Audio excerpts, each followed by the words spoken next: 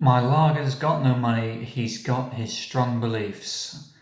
Episode 6. Beer review. Robinson's Mojo. Anybody from the UK will recognise the Robinson's name. Massive brewery. Been going for about 180 years. They own about 300 pubs in the UK.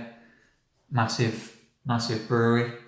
Although you wouldn't know it, looking at the face of this bottle here, they've really gone simplistic in terms of text on the front. Just pale ale, 5.5%, and Mojo, name of the beer, obviously.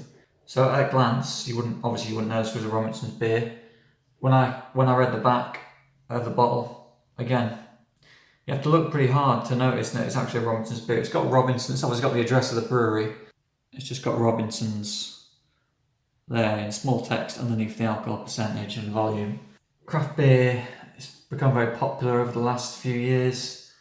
Irks me a little bit when big breweries like Robinson's, they almost try and disguise the fact that this beer is being made by such a big brand, such a successful historic brewery. So they try and disguise it as a craft beer from a microbrewery, rather than just embracing the fact that it's their beer. And you shouldn't be ashamed to put your own brand on the bottle, on the face of the bottle. So yeah, they've obviously tried to be a little bit edgy with the design on the front. The name Mojo doesn't give much away. To be honest, it looks like somebody's dad has tried to design a cool looking beer label. You got the the peace symbol, all the swirly, flowery rainbow colours, shooting stars. Yeah, just put Robinson's on there. Just put Robinson's. Give it a little trendy label. A good example. Hang on a sec. Let me go rummaging through my recycling bin. The Caledonian Brewery, Coast to Coast Pale Ale. Another pale ale. This was a Caledonian Brewery, for those who don't know, another big UK brewery based up in Scotland, in Edinburgh. Almost as old as Robinson's, over a century, 150 years I think they've been going. And this is their attempt to modernise a little bit. They've gone with a new type of beer inspired by American pale ales. They've proudly put the Caledonian name on the top of the label, as they should. Why not? Why not use that brand power that you've got? Caledonian's a name that's respected in the beer industry, so why not stick it on there? There's nothing wrong with trying to modernise a little bit. For whatever reason, Robinson's decided they didn't want to. Anyway, enough of a rant about the labelling. Let's actually have a taste of the beer. 5.5%, fairly strong.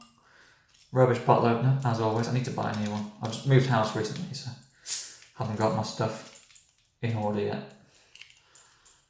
There we go. Right then.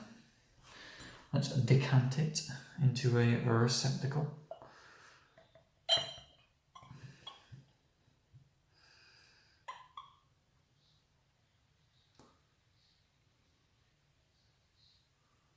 There we go. So it looks quite lively, which is good. Smells very fruity. Doesn't give anything away in terms of flavour. There's no description of the flavour at all. So they've really tried to be a bit mysterious with this one. So, Mojo. Here we go.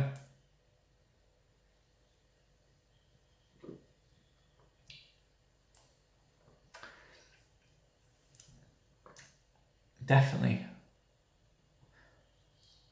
one of the fruitiest beers I've had. Certainly the fruitiest one that I've reviewed on this channel.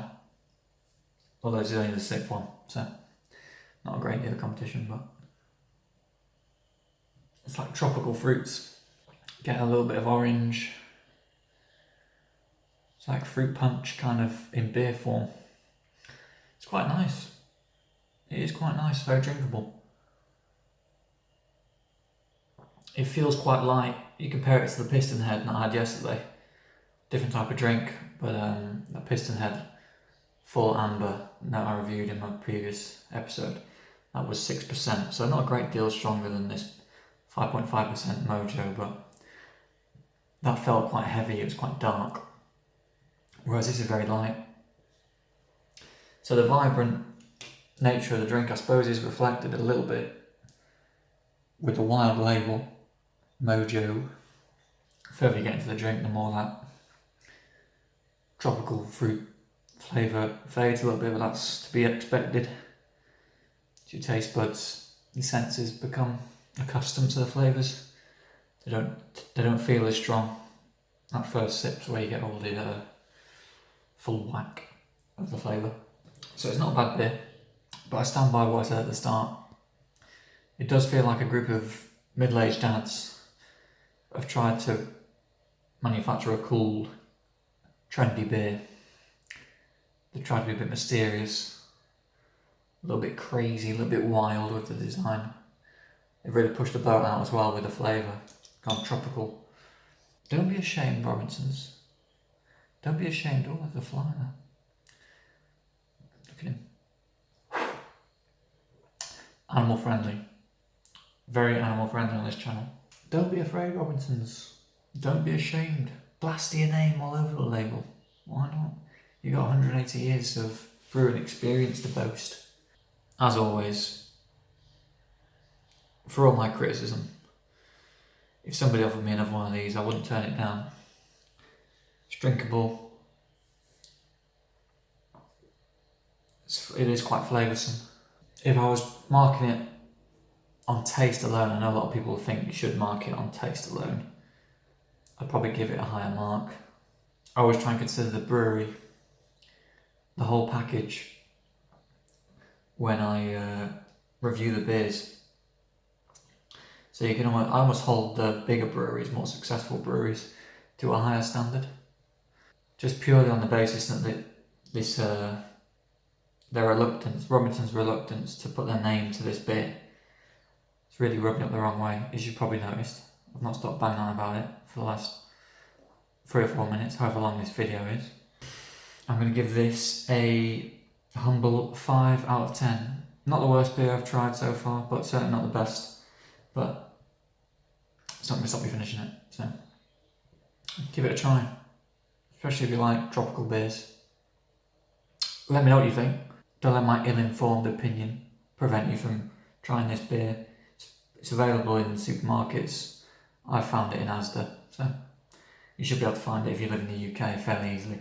Might be a bit more difficult if you live overseas, but so Mojo is a no-go as far as the logo, but in terms of taste, it's not too bad. I was trying to think of something that rhymed with the logo there and I couldn't. That's why I'm not rapping for a living. Yeah, 5 out of 10. Must do better, Robinsons.